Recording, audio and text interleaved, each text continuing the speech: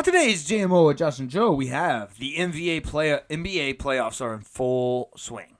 Full swing. We go over the play-in games. Then we go into the day 1, day 2, and part of day 3 of the NBA playoffs. We'll go series by series, huh? A little bit series by series. Series by series. We were going to go in chronological order, but we thought going series by series was better. We put the refs are on the hot seat. Big time. Big time. Their seat is getting really, really, really hot. We go through and give basically recaps and then predictions for each of the series. They're good. Some of them are good. I mean, obviously you got some of them that are going to be kind of bad, but I'm pretty excited. Day 2 came in hot. Day 2 came in. Day 2. Game 2. Game 2. Games. The second games that have been clutch. Mm-hmm. They have saved. Day 1 and day 2 were kind of blowouts. Day 3, fucking awesome. Game 2, I'm so pumped for the rest of these games. Then we get to some OTDISH on this date in sports history. Not our best, but there were some decent ones. It's always interesting. Yep. Then we go into the NFL. We're gonna do the NFL draft preview tomorrow. Tune in for that. We're gonna give Joe's actually better than Mel Kiper. Of course, he's better than Mel Kiper. He tied Todd McShay last year. Yeah. Granted, we did create the competition, so still he's better than Mel Kiper. Then we go into we get into a little bit of NFL talk. I think we got a quarterback retiring and a quarterback getting traded, right? Yes. Yeah. Then we end off with a little golf. RBC Heritage. Actually, we don't really end off with golf. We just end off talking about Scottie Scheffler the whole time. Yeah, it was a Scottie Scheffler love fest. We've figured out we've been glazing Scottie Scheffler a lot. We've also figured out how he's so good. So tune in and listen to how we figured out how he's so good. All right, let's rock and roll.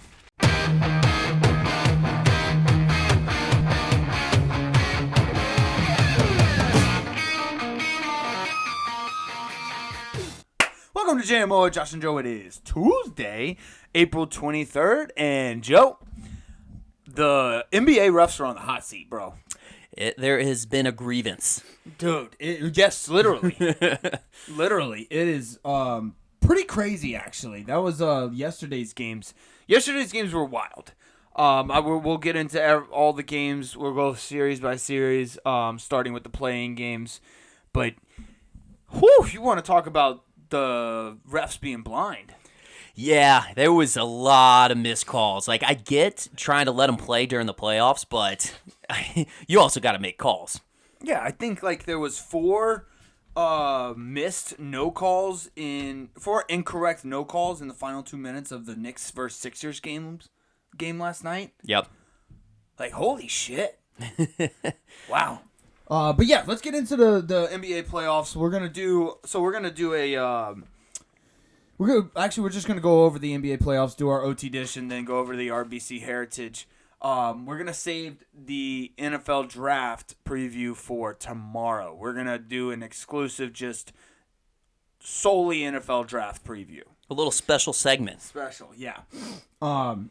We figured this year, since we like to devote a lot of time to it, we figured we'd do its own episode. Yep. But anyways, let's get to the playing games. Let's start with the Lakers versus the Pelicans. The one game where I was actually excited to lose. Seriously, I didn't want look at what the Lakers are. They're having a time with Jokic. When Jokic wants to, he could just take over the fucking game and be dominant. Yeah, Darvin Ham actually even said it best. He's like, I just don't know what to do. And it's when Jokic is going off and he's talking about making game plans or in-game adjustments, he's like, there's really nothing I can do. Really? Because Anthony Davis can only do so much. That's how good Jokic is. If Anthony Davis clamps down on him defensively, he just facilitates a open shot. He just passes the ball. It's not like they're playing small ball against him. Anthony Davis is a grown man. Yeah, he's one of the best defenders in the league. Like, shit. Yeah. Well, he doesn't get the recognition, though, which he's given up on. He's given up on Defensive Player of the Year. He's actually come out and said it. He's like, I don't know what else I need to do to actually be a finalist, which he's not one of the finalists this year. You need to change your name to Rudy Gobert. That's pretty much what it is. Pretty much. I think that's what. Yeah. Rudy Gobert's going for his 4th Defensive Player of the Year. Yeah. So, and honestly, I think if Zion didn't get hurt, I think we probably win that game. Oh yeah, Like, I think so. Zion had what 40 points before he got hurt. Yep. Also, what the fuck was that? I'm look, Pelicans fan. I'm so fucking frustrated. This is so goddamn agitating watching Zion just get hurt, and especially this one was especially bad. Yeah. This one hurt really bad because what the fuck happened? I just landed on it, I guess. He landed on it. That's what you're supposed to do with your legs. You land on your legs. You jump up and you land on your legs. What happened? Like, I don't get it. And then now he's out for like a while, I think. Like, I think they were originally saying 2 weeks. Now I don't know if that timeline goes a little bit sooner, but yeah, I mean he's got to come back earlier, right? Like nothing happened. I don't know. I don't know. Maybe he needs to learn how to fall. Like, I don't know if like that's a thing. Yeah, it is, because like in the NFL, that's how they used to teach their players was how to fall. Because I mean, it's a physical game. You just don't know what's going to happen. There's so many variables. You just got to be able to fall down, roll, whatever, tuck and roll. I don't know. Stop, drop, and roll. Yeah, dude, I think if you brace yourself too much, like if you try and brace yourself, that's when you get hurt. You got to just kind of let the fall happen. That's just me. I don't know this for sure, but I've fallen plenty of times in sports, and I've noticed the more I try and brace, the harder, the worse it is. Like it hurts more, and the more I just kind of like let the fall happen, let it roll out or whatever. That's when the falls aren't as bad. You can't stiffen up your ligaments and muscles. You gotta let it. You just gotta let it relax. Yeah. That's what I'm gonna go with. Yeah, because I mean, think about it. I mean, you throw putty on the ground, like it's not going to break. Like it just kind of forms into the splats. It splats. It forms into the surface of where it's landing. Everybody knows what we're talking about when it says splats. Yeah, splats. Splats. Yeah. Whereas you take a ball of like hard clay and you throw it at the ground, it breaks into a billion pieces. It shatters. Yeah. Yeah. Goes crazy. That's just science. It's science. It's basic biology and science and photosynthesis. I think that's what it is. Isn't that what it is? Sure. Yeah, we'll go with that. Let's see. Anyways, Zion needs to learn how to fall. Yeah. Again, I'm really glad we lost because I don't want to play. I'd rather play the OKC Thunder than the Nuggets. Denver Nuggets any day of the week. Yeah. So yeah, good job, Lakers. They also beat us twice in a row at home. Yeah. Why can't we play at home? I don't know. Willie Green, he just doesn't know how to coach against the Lakers. Apparently, like Giannis Valanciunas. Mm-hmm.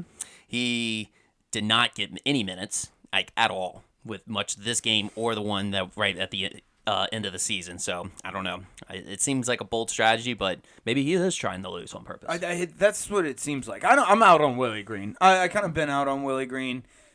He's a player's coach. He doesn't really coach though. I think he's just kind of like a player that has the head coaching title. Let's just put a jersey on him, get him back out on that court. Yeah, that's fine. I'll be okay with that. Just I'm not a big fan of him as a head coach. Let's see. Warriors and Kings. Warriors versus Kings. That was sad. That was just a sad game. I didn't like watching it the whole time. You just kind of felt bad. The game wasn't even close. No, it wasn't, and it sucks that Klay Thompson went 0 for 10. The big three in Golden State they're done. I don't know how you bring back Klay Thompson. I don't know. Maybe you just pitch him on one last dance. Steve Kerr be like, "Look, guys, I've done this before. We're gonna do the play, one last dance." Boom. They got to bring somebody else in. Like they got to do something. They have to shake it up. I mean, obviously, Klay Thompson has to take a major pay cut. Like you got to like kind of you almost got to clean house. Like I don't know. Like Draymond Green is gonna probably have to come off the bench. Like the only person that should start from that is Steph Curry. Just set them all with 1-year contracts, except for Steph Curry. Just set them all with 1-year contracts and be like, guys, this is our last dance. And then you just keep saying that each year, like next year. All right, this is our last dance. Yes. Like, yeah. If they win a championship, yeah, you just be like, all right, we're going to renew you 1 year, one last dance. But yeah, no, I think the Warriors are done. I think the Kings, like we've said this before. I think we might have said it last week or the week before. The Kings are missing one piece. I think they're missing a big man. They're missing something. It might be a big man. I know Kevin Huerter and Malik Monk were out. But even then, I agree. I think they're missing a superstar. Whether it be a big man, whether it be a guard, forward, whatever. I think they're missing a piece. Yeah. They beat the Warriors, but also, like we said, Klay Thompson went 0 for 10. Yeah, and Sabonis is he's good. Don't get me wrong, but I think he just fits better height-wise and doesn't give you a disadvantage against big centers whenever he's playing the 5. Right. Let's see. Bulls versus Hawks. Trey wasn't 100%. Kobe White had an amazing game. I didn't really care about this game. I'll be honest. I really didn't care about this game. It was cool to see Kobe White though ball out. Yeah, that was fun. Yeah, the DeJounte Murray balled out too. yeah. That was Those were cool highlights of it, but it was just like what could have been, especially like Chicago. Chicago's just literally limping into the play-in game. I feel bad for Billy Donovan. He's just never been given really much at the Bulls. exactly. Yeah, and well, yeah, they don't have any. Like, it's not that they keep putting mediocre teams together.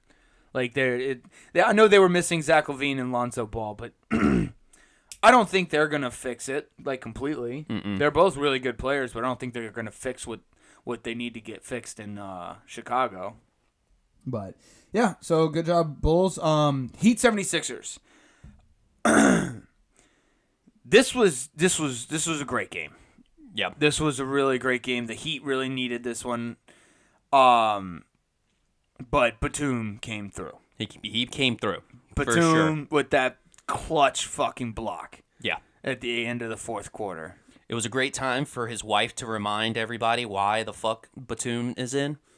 She's big time social media. And she went on blast. She went on live and put everybody on blast. Yeah, basically, she went on X, sent out a tweet, and reposted one of her husband's highlights, and yeah, big time fan of Nicholas Batum. Oh, okay. Well, that you kind of want your wife to be your big fan, right? Yeah.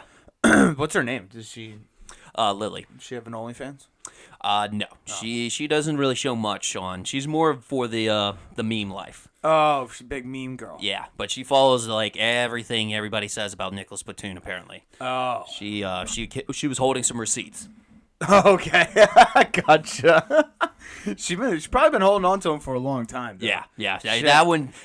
She expressed that one like it was built up inside. Cool, I love it. She's a ride or die. Yeah. That's pretty cool. I'd want my wife to be like that. Yeah. But yeah, okay, yeah, it was awesome.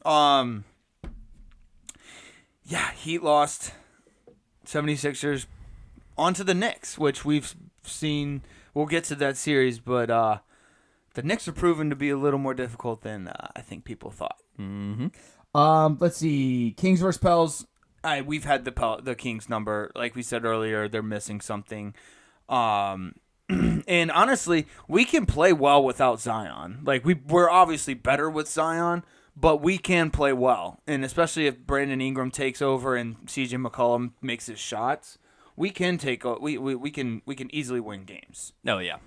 Ingram was in his bag. He was digging out fries out of the bottom of the bag. Like he was in his zone, just making everything, which we needed him to step up at that point with Zion being out.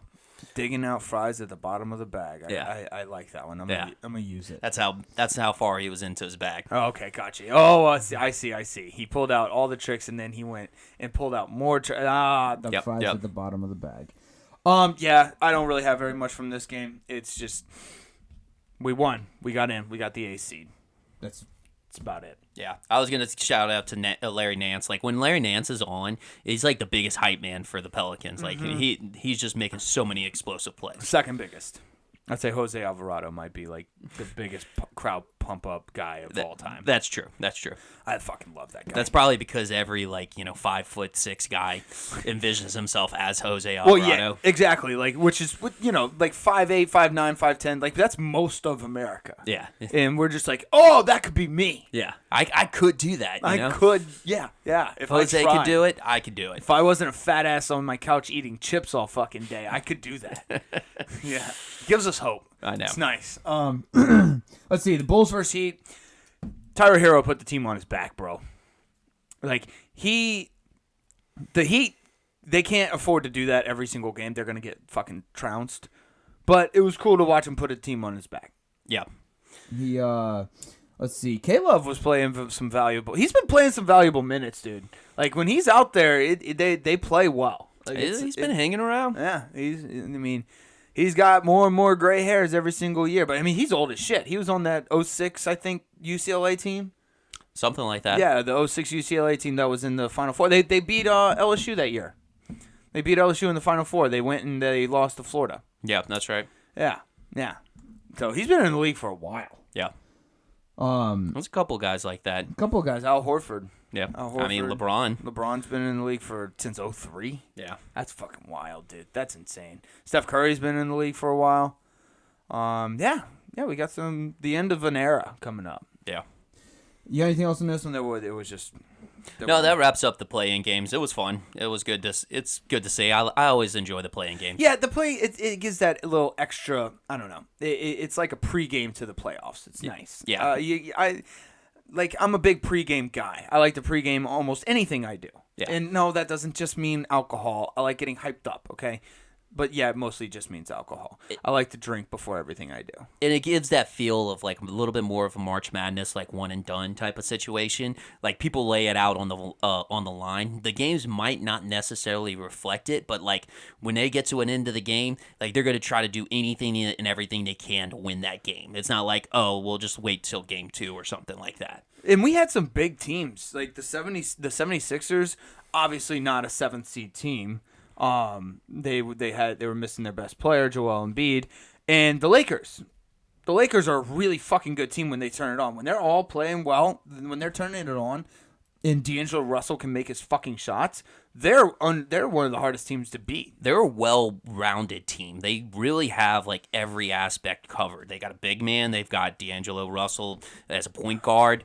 Austin Reeves, kind of a combo guard as well. He's been playing well this year too. They've got some good small forwards. I mean, and then obviously LeBron James as well. I mean, I think he's kind of developed more into the 4 position now that he's not as quick on his feet. But still, I mean, he's still one of the best in the game. Easily. All right, so yeah, let's get to the playoffs. Let's go series by series. Let's start with we'll start with Boston and the Heat. It was just one game, so we'll just go over that real quick. This is gonna be a sweep, right? Most definitely. I mean, it was already a mismatch, but then losing Butler, it makes it like a sweep. Yeah, it's gonna be a sweep. Like we'll see if Spoelstra can pull. You know what? I'll give them one game at home. Okay. One game, like Boston will win this next game, and then at a game 3 and 4, I think Spoelstra will pull something out of his ass. Yeah. Well, this isn't like last year. This isn't like they're playing a handicap Giannis less Bucks team like they were last year. Like this is like an up and down complete roster. This is the best team in the NBA. This is one of the best teams we've seen in the NBA in the last complete, like you said, up and down in the I don't know, last like 5-6 years. 60 plus wins. Like you're not going to do the same thing as you did with the Bucks last year. Exactly. So yeah, that's about all I had. It's Jason Tatum. He had his first career playoff triple-double. He's playing well. Jaylen Brown had this disgusting spin move at the beginning of the game. He's playing well. Porzingis is making 3-pointers like it's his fucking job. Like it's when you got a 7-footer making 3-pointers like that, it's hard to guard. And it wasn't like he was at the line; he was like behind the line a couple feet too. Yeah. So it'll be interesting to see how other teams play the Boston Celtics. I'm pretty excited about that one, but not this series. Yeah, I actually kind of want to see Jason Tatum a little bit more with that 3 triple doubles. Like, I think that's an aspect of his game that if he can well round himself and the others around him, I think that could make him over the top into an NBA Finals champion. Yeah, and stop taking Stop taking threes. Yeah, he was 1 for 8 that game. Stop taking threes. Let's just stop. Let's see. Let's get to. Let's do one. We'll go 1 versus 8 in the East. Let's go 1 versus 8 in the West. New Orleans, we should have won this game. We had this game. We had this game up until the last fucking minute and a half. Well, yeah. I mean, it was up and down. It was back and forth. I will say, yeah. We were leading by 4 or something like that, 2 or 4, with a minute and a half or a minute, and we just kind of let them come back and beat us. Yeah. And, this is another reason why I fucking can't stand Willie Green. What the fuck was that at the end of the game? What the fuck was that? Call a fucking play. You only need 2 points. Get B.I. the ball. Get him to in 20 feet or in towards the goal, and let him do his call a play for him or let him do his thing. We don't need 3 fucking points. Yeah. What the fuck was that? Good Lord, Willie Green. Yeah, it is baffling because the thing is like you said, I mean, we've got Brandon Ingram, who is an absolute mismatch. Whenever he takes the ball up for a mid-range shot, there's nobody blocking that fade. No, you can't. It's impossible. It's like blocking a Kevin Durant or a Dirk Nowitzki fade. Exactly. So, you have a mismatch. Why give it to one of the smaller guys in the league, like C.J. McCollum? Don't get me wrong, C.J. McCollum, I think he's a good offensive threat, but also at this point of his career, I don't think he's making his own shots anymore. No. He's not creating his own shots. He can do well during the game, but we've seen time and time again, at the end of the game, he is kind of faltered. So to go back to him, I don't know. It's bad leadership on Willie Green's part. Did not understand that at all. I don't even think he called a play. It doesn't look like he called a play. No, it was just ISO. That was it. It's like, hey, give McCollum the ball. I think that would be a good idea. No, fucking call a play. Let Ingram do his thing. Step back fadeaway, 15-foot jumper. That goes in more times than not. Honestly, you know who I'd love to see that if we were going to take that 3? Trey Murphy? Absolutely. Yeah, dude. Man was lights out Yeah. on 3-pointers to this. He almost reminds me of Steph Curry on some of his threes. How so? Just, I mean, the quick release, the distance that he's doing it, it's very eerily similar. Now, obviously, he's a little bit more of a lengthier guy than Steph is, but at the same time, I think Steph has a better drive game than he does. He makes good cuts to the basket, but he's more of just a 3-and-D guy. But I love his shot. He does have a quick release. It excites me. Yeah, I agree. Yeah, that would have been a good guy to go to as well. I think they just went with McCollum because he's the oldest. I don't know. That's Willie Green's on. He's in the doghouse for me right now. He needs To beat the Thunder tomorrow, in order for him to be back in my good graces. Okay. All right, let's see. Let's go 2 and 7. We'll go Knicks 76ers. First game. Knicks just beat him. Now I get it. Joel Embiid tried to do some stupid fucking dunk and kind of nicked himself for a little while, but he wasn't out that long. No. He came back in. The Knicks just beat the Sixers. They did, and but the thing was, this was a very pendulum swinging type of game. I mean, 76ers led by 13 points at one time. Knicks led by 14 points at one time. This game went all over the place. This is classic new age NBA. That was if you needed a poster game to describe the new NBA, that was it. Yeah. Some people like it. I'm more of I want to close the whole way. I don't want to see the runs are kind of fun if obviously if it's your team, but if I'm if I'm just watching the game just to watch the game, I'd like to keep it. I'd like to see it stay close. Game number 2, on the other hand, this one was just edge of your seat, white knuckle, nail biter, all the way through. It's especially at the end. Oh yeah. Holy shit! Did Tyrese Maxey get fouled? I think so. I think he got fouled. Yeah, he definitely got fouled. Now what Shaq did say at the end of the game, I kind of agree with. If you're Tyrese Maxey, you hold on to the ball. Like don't start complaining about not getting the call. See, that's the problem. I think that he doesn't. Everybody's so used to complaining about not getting the call that like that was his just reflex. That's just that was his default settings. He was not aware of what was going on in the game. He was just like, "Oh my God, that's I should have been called." Play the game. You got to hold on to the ball. And then they missed the fucking DiVincenzo missed the first 3. You got to get that rebound. Yeah, I was about to say not let Hartenstein get it. Yeah, I mean, because if you're gonna point the finger, like obviously, yeah, that was Maxey was maybe a missed call, but at the same time, you just got to play through it. I mean, and that feeds right off of what you said. Like he needs to hold on to the ball. They need to make sure they're boxing out. Like that was a bad time to give up an offensive rebound. Yep, terrible. And then DiVincenzo just sent the crowd into an uproar, bro. I'm surprised that building didn't collapse. Well, if you're going to give any NBA player 2 times at a 3-point shot, like unless you're Shaq, like you're making that. Yeah, absolutely. If he misses the first one and he gets a second chance, I'll put my entire fucking savings on that. Mm-hmm. On that he makes it.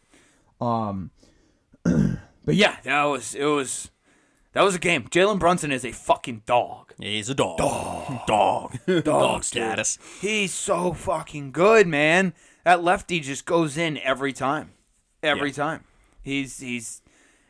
Josh Hart even had some great minutes. Like he is playing really well. Hartenstein's playing well. This whole team, like, now for credit to Tyrese Maxey and Joel Embiid, they've been playing their asses off. Oh yeah, they need help. Obviously, they're not getting it. Tobias Harris, I'm not even gonna go into that. He's okay, but he's way overpaid. That contract is just disturbing. Yeah, he's kind of disappeared in the playoffs. He has, and and that's when you need somebody who you pay that much money to step up. But the Tom Thibodeau has these Knicks teams playing just perfect ball for what they have. For their personnel, he's got them playing like a fucking well-oiled machine. It's fun to watch. I got a couple of buddies that are Knicks fans. I've been pulling for them. The city of New York, the fans, they're awesome. The city, they can be obnoxious. Obviously, they're New York fans.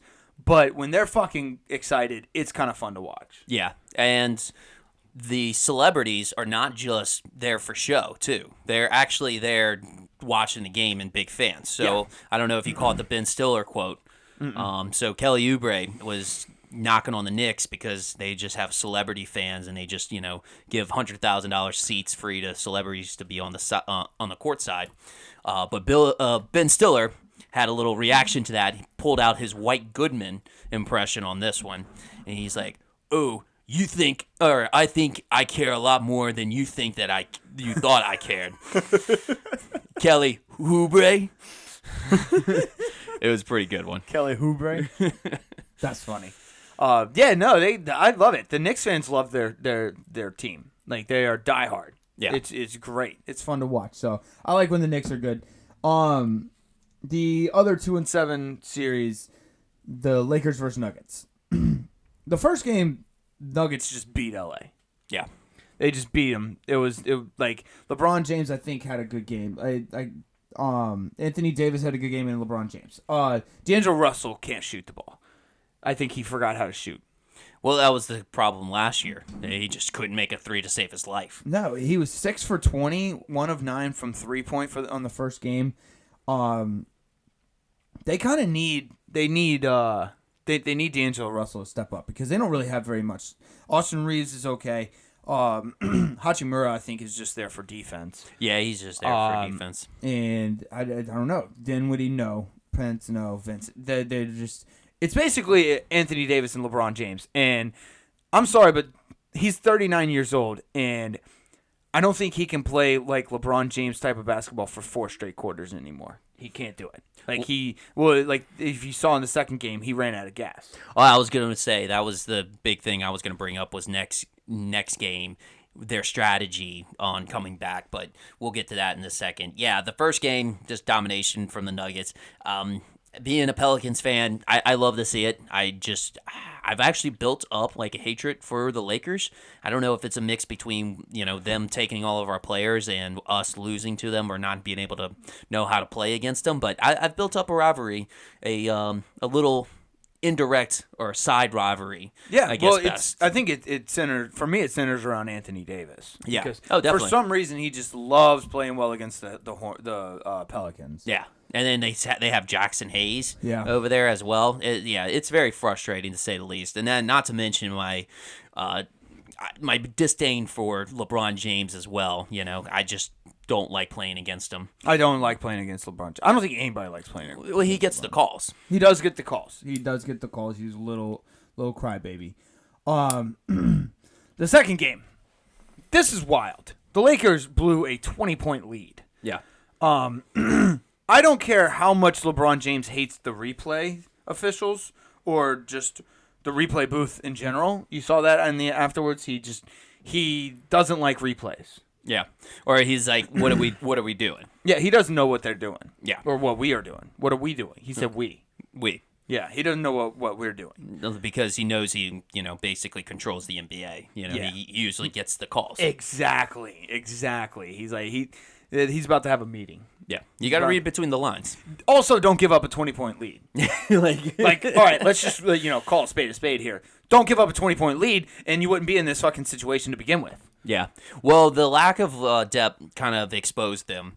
And because if you notice Correct. on their starters went 39 minutes, 38 minutes, 38 minutes, 39 minutes, and 33 minutes for the starting 5 for Lakers. So if you notice, whenever they got down, the Nuggets started playing fast-paced offense. Mm-hmm. They started playing, run up the court every single time on a fast break, trying to get some sort of advantage, and it worked.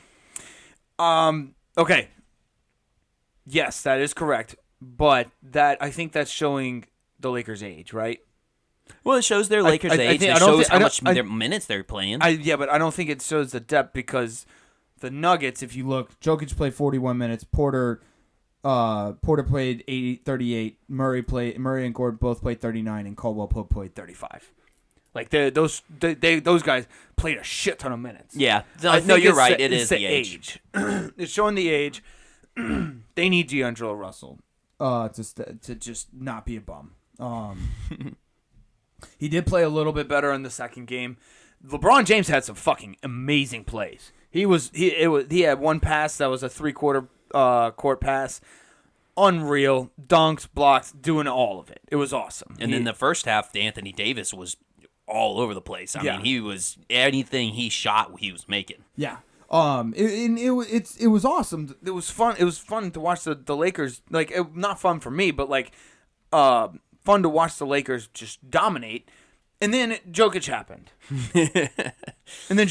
He took over the game. 20 rebounds, 10 assists to go with 27 points. And he had a couple of steals. It's impossible to guard him. Darvin Ham was right. It's impossible. Yeah. It's impossible. And if you let him do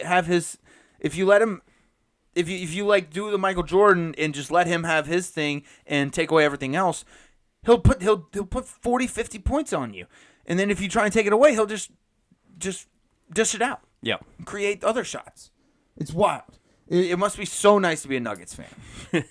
I will say this In conclusion, that Jamal Murray last second shot, that is what I fucking live for the playoffs, man. Yep. I love that shit. That was game 2. That wasn't even fucking game. That wasn't even to clinch the series or game 7. No. That was game 2.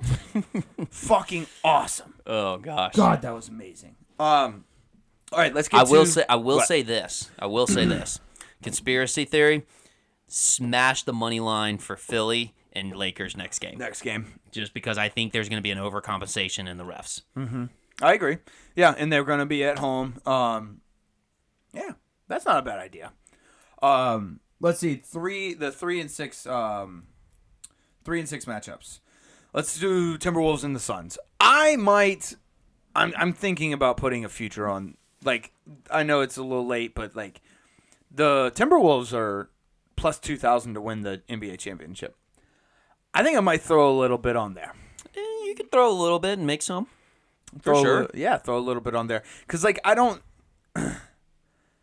Like, I don't know. I think they're so much fun to watch. That's my main reason. They're so much fun to watch. I want to watch them. But I think they can sneak into the championship. Like, I think they can match up decently against the Nuggets. I think they can match up decently against the Celtics. Obviously, I'm predicting like who they would play, but I don't know for sure. Like, I don't know. I just think that they're amazing. Anthony Edwards is just dominating. They have Rudy Gobert. They have Karl Anthony Towns. Like, what's his name? McDaniels, I think, is playing really, really fucking well. Nas Reed. Nas Reed is playing very great minutes, like, for coming off the bench. Yep. Really deep. Yeah, and then you got Mike Conley, who's a little veteran presence. That's another guy that's been in the league forever. Yeah. That was he was part of that Ohio State team with Greg Oden. Yep. Jeez, man. But yeah, no, I the way I kind of view it was last year was kind of like Anthony Edwards coming out party. It was almost like his superhero origin story. Like, that's when we started really getting to know him, and I think this is going to be like the sequel for his superhero legend. Is like he's going to really break out this game. Or this series and this playoffs. So I really agree with you. Okay, so last year was Batman Begins. Yes. This year is The Dark Knight. Dark Knight, yes. Yeah, okay. And then next year's going to be The Dark Knight Rises. Basically. Got it. Okay, I'm excited for that. One of the best movies. What do you call that? The Franchise. So yeah, the Timberwolves destroyed the Suns. They're playing right now. They're winning 102-88 with 3.5 minutes left. They're just I think they're gonna sweep the Suns. Suns are in trouble, dude. They are. Like, the Nurkic he's good down low. The Kevin Durant's doing his thing, and then Devin Booker. Like I said at the beginning of the season, like I feel like they're all three of the same players, and you need to have like, a well-rounded team. There needs to be that guy that's good with his handles and assists. There needs to be a guy that's more of a straight-up shooter. There needs to be a guy that can kind of do a little mixture of both on the small forward end. Like, I just feel like Kevin Durant, Devin Booker, and Bradley Beal are all spot-up shooters. They're not very good. I mean, they're good individually, but like you said, as a collective, they're not playing that well. No, I mean, they're used to being like the alpha for their team, and like you got to split the ball around, but it's not like each of them complement each other. They're all the same player. Right. I like that. I like that. Yeah. So what do they do? What do they do next year? I don't know. Honestly, I just get a point guard. Get yourself like a Rondo, like somebody that just will not shoot the ball, but just have Devin Booker be the 2, and have Devin Booker be the 2. Get Rajon Rondo out of retirement. Like, we do not want you to shoot. We don't even want you to do anything near the goal. Just run around and then find the open guy. Yeah. I loved Rondo, though. Watching Rondo play was so much fucking fun. Some of his passes were insane. Yeah, I agree. This guy couldn't fucking shoot a free throw either. His hands were too big. All right, let's see the other 3-6 Pacers Bucks. No Giannis, no problem, huh? Dame time. Dame was scorched. It went scorched earth in the first half. Yeah, Dame time was first half. First half, yeah. He did not score a single point in the second half. Well, he also didn't really play too much in the second half. Like, I mean, he did, but he had 37 minutes. But he wasn't doing like too much. I think he was. I think he just kind of was there for a distraction. Yeah, Because he didn't shoot very much in the second half. I was about to say that's what I'm saying. Like he didn't even try to do much. It was more of like, crowd control type of thing. It was just making sure that the offense was still flowing good, and if he needed to, he'd come step in. But yeah, 35 points in the first half. It's wild. Dude was cooking, man, cooking. The Pacers were not able to, I think they were a little bit overwhelmed. They were never able to really kind of play their game. Like the Pacers, it's kind of funny, their name, but they play a fast-paced game. Yeah. And I don't think they were ever able to get a rhythm In this game, if you look, they're playing right now. They're actually beating the Bucks. I mean, it still has a lot of game left. There's 4.5 minutes left in the third, but they're actually beating the Bucks 79-76. Wow. Yeah. I think that I think the Pacers actually are going to if Giannis stays out for the entire series, I think the Pacers they might win this. Okay. I mean, I again, I'm a little I like Rick Carlisle a lot. I'm not a big Doc Rivers guy.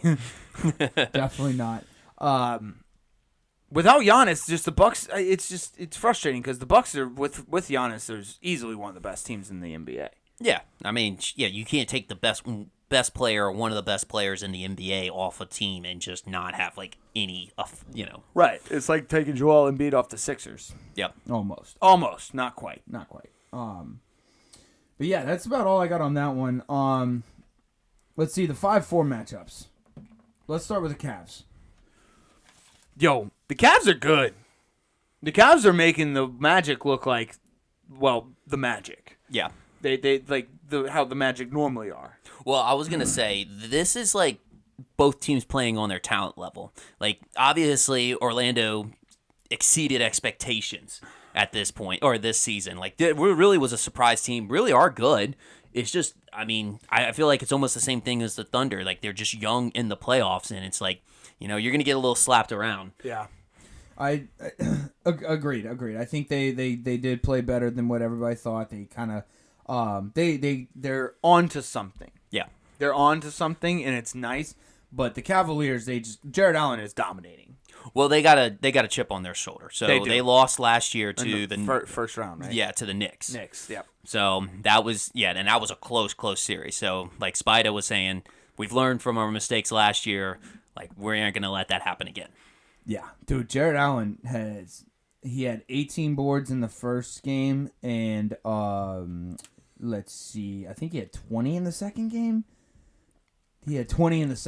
Just hustle, just straight hustle. Fucking dominating down low, dude. Spida playing very, very well. He had 30 points the first game.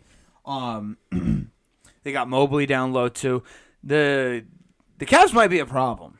Mm-hmm. The Cavs might be a problem moving forward. Now, again, it's against the Magic, and yes, they've exceeded expectations this year, but it's the Magic. So let's pump the brakes.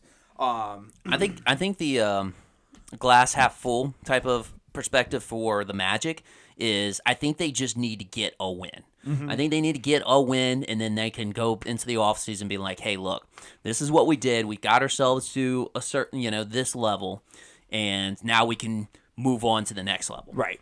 I also think every time I see Max Strus shoot, I think I'm watching the Heat. Yeah. Yeah. That is true. It's weird. It's like a reddish, It's a reddish, yeah. And I mean, we just saw him last year in the playoffs for quite some time. Right. I mean, he made quite a run. Yeah, they did. But yeah, this is looking like you said, hopefully they get a win in Orlando. But I think this is Cavs in 5, right? Either 5 or 4. I mean, it could be a full sweep. It could be a full sweep. That's how good the Cavs are looking right now. Will they go to the championship? Probably not. But they are poised to make a decent run. They'll make some noise. Let's see the last one, other 5-4, which surprised the hell out of me. Clippers versus Mavericks. I think if you remember last year, James Harden is always good for one game. He's always good for one game, and I think he's used up that one game. Okay. Because he was with the 76ers last year. Right. I'm trying to remember. I think I might be misremembering this. I think always you're right, does well in the first game of the series, and then that's all you get from him. Which he did well in this first game. The Clippers dominated the Mavs. Turns out, having a bunch of superstars on your team does work out, even though they didn't have Kawhi, which they will have Kawhi tonight. We'll have Kawhi tonight. They will have Kawhi tonight, which is interesting. That's nice. We'll see how they play. But I expected a little more from the Mavericks. I was too. I mean, they were down. Like, the Clippers got up by 29 points on the Mavs. Like, you just don't. This is playoff basketball, and you're a 4-5 matchup. Like, you don't let a team, like, do that to you. Right. So, even if they are the higher seed. But, yeah, I was pleasantly surprised. I mean, even without Kawhi Leonard, got to tip the hat to Tyronn Lue. Came out with a game plan. He knew that, or I guess just figured out that pick and rolls were just going to dominate against the Mavs, and he exploited it. Yeah. Harden and Zubac just went pick and rolls all night long, and it worked. I wonder what their game plan is going to be for tonight, because obviously they're going to pick up on the Mavericks are going to pick up on that. Yeah. I hope Jason Kidd picks up on it. Because they dominated him with it. I just don't like. Exum's nice off the bench. Like the Mavericks, they got Luka and Kyrie, and then Batman and Robin? Right, and then that's it. Yeah. That's it. Like PJ Washington, Gafford Jones Jr. None of them are really that good. I like Exum a little bit more than most people, but after those two guys, that's it. Yeah, if only they maybe had like a Brunson or somebody around. I don't know though. I don't think Jalen Brunson would work in this. Well, not with Kyrie, but right. Just imagine if it was Brunson and Luka. They just put up fucking 80 points a game, but between both of them. Yeah, that'd be a sick duo. That'd be crazy. But yeah, good job, Clippers. We'll see if we'll see if they can continue that. Game two, I'll be able to I guess a little more accurately predict after game two. But yeah, I think the Clippers actually might dominate. Now that I'm thinking about it, I think it might be like a Clippers in 5. Yeah, I don't know. It might change whenever they go at home. I'm going to be a little bit hesitant because it is a 4-5 matchup, but Clippers do have like all the old superstars. This is overreaction. A good overreaction day. A good overreaction. For sure. But yeah, you got anything else? That's it. That's what's been going on. Hopefully we have some better games. So far not looking so great. The Timberwolves just dominated the Suns again. That's okay. All right. Deuces aren't wild anymore. No, I guess not. Yeah, hopefully we need some good series. We got to have at least one Game 7. Please, for the love of God, let us have one Game 7 in the first round. That's why NHL hockey playoffs are so much better. Like nothing. Like I love NBA. I'll watch NBA over hockey playoffs most of the time, but hockey playoffs are just way more exciting. It's just a fact. Just the margin of a level of competitiveness is just a little bit closer. It's always tighter. They're always tighter games. They're always more intense. They always seem to go to Game 6, Game 7s. It's just that the hockey playoffs are better. They're some of the hockey playoffs might be some of the best. They might be the best playoffs ever. Okay. I think hockey playoffs might be better than baseball, basketball, football, all of it. I really do. Interesting. It's very exciting. I love playoff hockey. Anyways, let's see. Got anything else on the NBA? That's about it. Refs are on the hot seat. Let's see. Let's get to OTDISH. On this date in sports history, on this date in 1954, hammering Hank Aaron hits his first of his 755 home runs. Dang. 1950. I love hammering Hank. Hammering Hank, yeah. I think we just I can't remember, but yeah, 1954. It's a fucking long time ago. Yep. And that's quite a lot. I wonder if that's what he thought, like, whenever after he hit his first one. He's like, I got 754 more of these bad boys. in the bag. Yeah. Probably not. But I'm glad he did.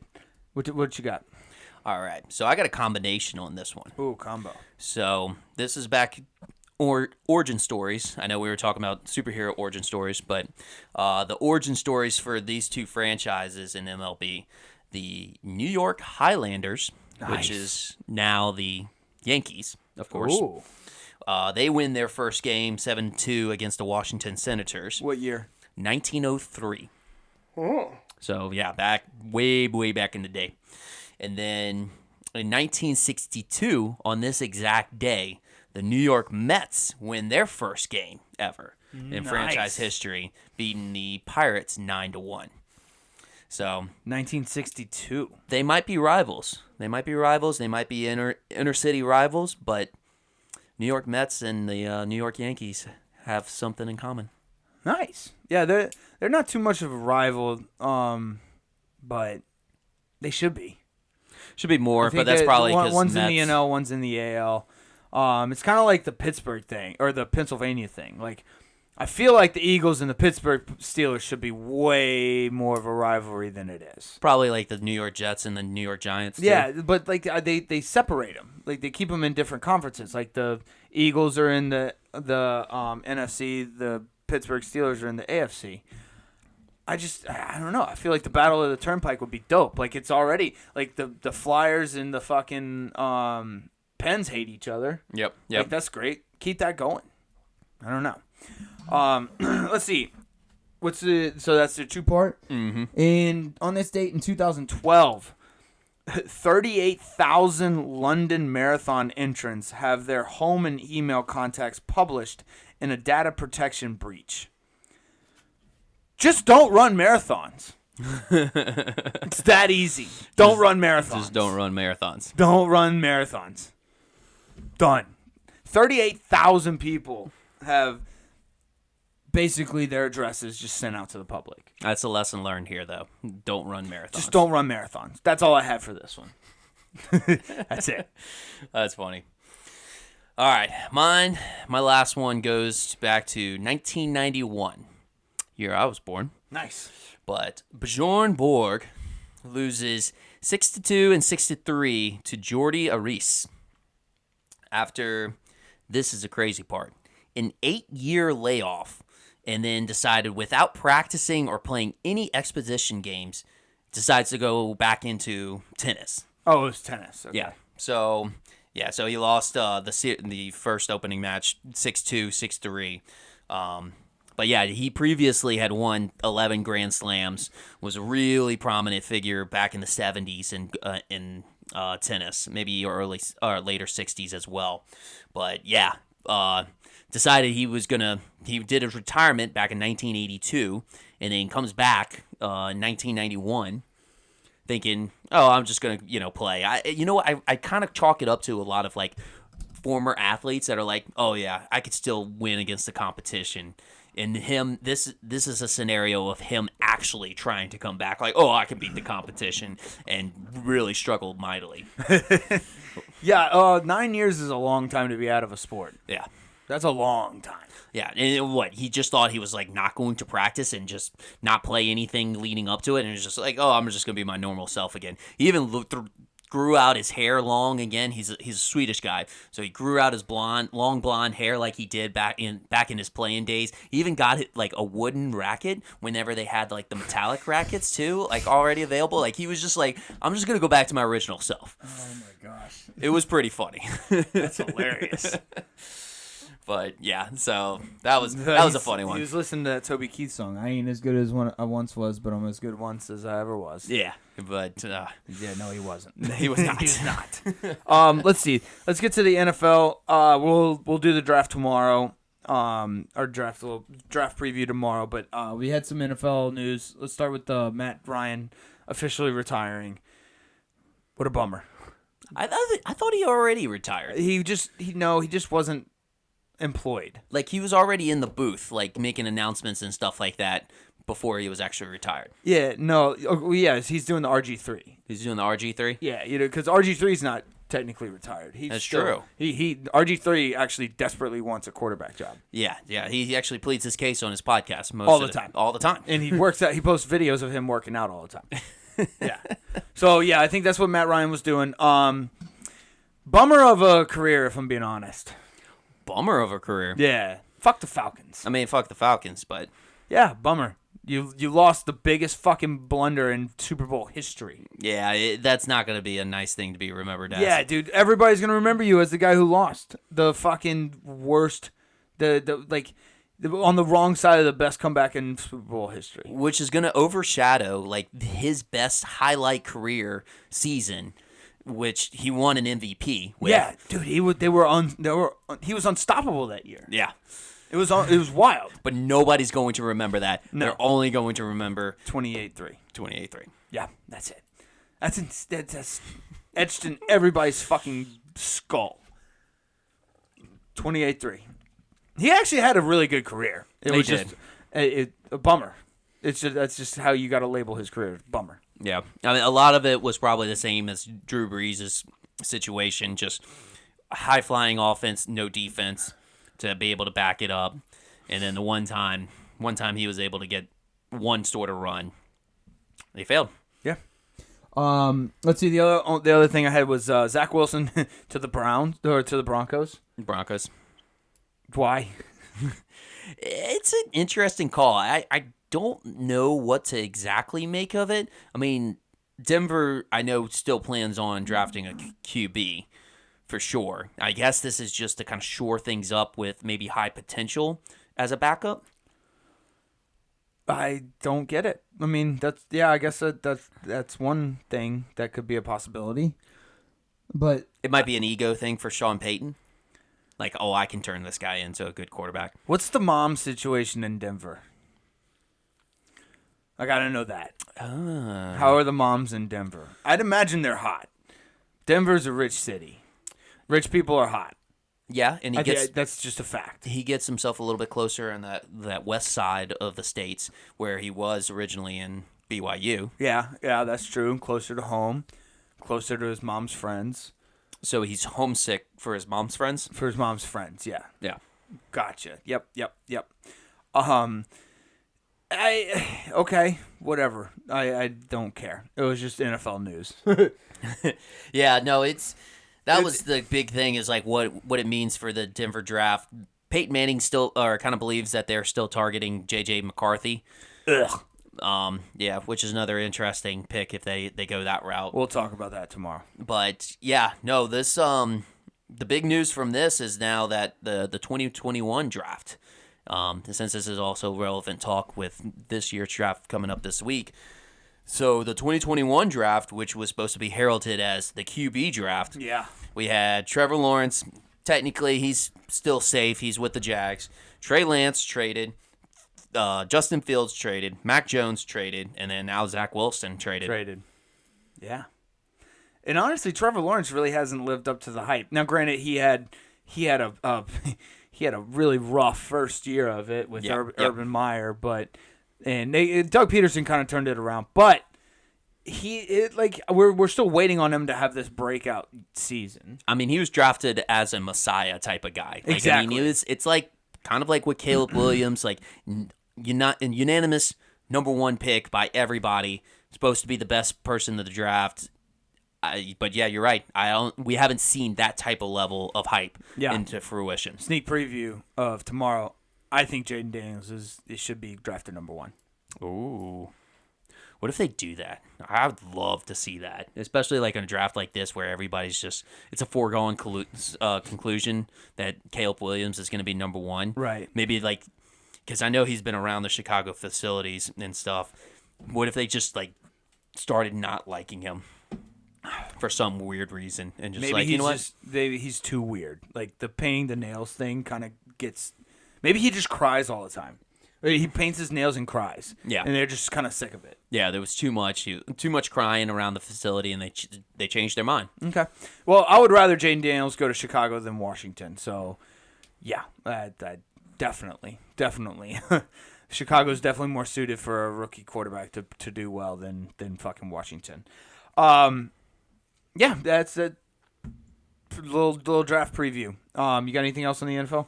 That's about it. All right. Last thing, RBC Heritage.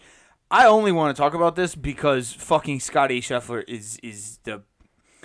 I hope this keeps up because we need a new Tiger. Like we need it. We need another Tiger, and I think that like he's playing some of the best golf I've seen. The biggest thing with this was it was delayed. I got a notification. It said it was delayed because of darkness. Yeah, well, because they had a delay in the morning because of weather, and then it got suspended because of it got too late. Are you sure? Are you sure it was delayed in the morning because of weather? I thought that's what I read. No, I don't think it was delayed in the morning because of weather. Okay. I think they just started later, and then the weather came. Okay. Yeah, which is retarded on the golf course's part. It'll be interesting whenever they start having lights installed into these golf courses. That'd be cool. Have some night golf. Also, he was up by 5 strokes with 3 holes left when they called it. When they called it. Yeah, and then the next day he was just like, I don't give a fuck.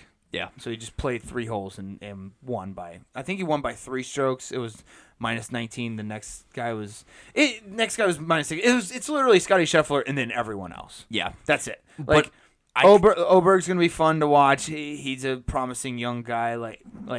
It'll be cool, but it's literally just Scottie Scheffler. It really is. No, I kind of, though, envisioned this a little bit, like the way he's been playing, because the last 5 tournaments, he's literally won 4 of them, and then the one he didn't win, he was the runner-up.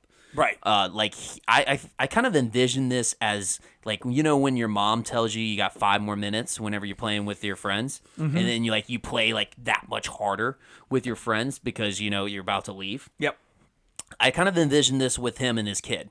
So he's about to take 3 weeks off, which is the only thing that's really stopping him at this point is because none of the other golfers are. But yeah, no, his wife was like, hey, you got 5 more minutes, and he is getting like all of his golf out now. You got 5 more weeks. You got 5 more weeks, and then you got to take a break from golf. So he is playing as hard as he can for these last 5 weeks. It's baby time. But yeah, he's about. Dude, he needs to have a kid every single year. Once that baby pops out, I don't know how long you have to stop having sex before you can have sex again. But as soon as you can have sex again, you better pop another baby in there. Because, yeah, that's going to make you play. Yeah, I guess it is. It's maybe his secret formula. Dude, he's going to have 27 kids. It's going to be great. That's the only way he's going to beat Tiger and Jack Nicklaus. He's just going to name each of his kid after the golf course of each of the majors that he wins that year. Right. Yeah, that's Masters. Why is 4 of your kids named Masters? Get over there, Pinehurst. Tory! Yeah, that would be funny. Oakmont. Hey, Pebble. Yeah, there you go. Yeah, all right. Well, there you go. That was golf talk. Making babies. That's how you become good at golf. More babies, more golf. Yeah, I mean, that's what Tiger did. Well, yeah. Maybe without the baby part. Lots of sex. Yeah. Lots of sex.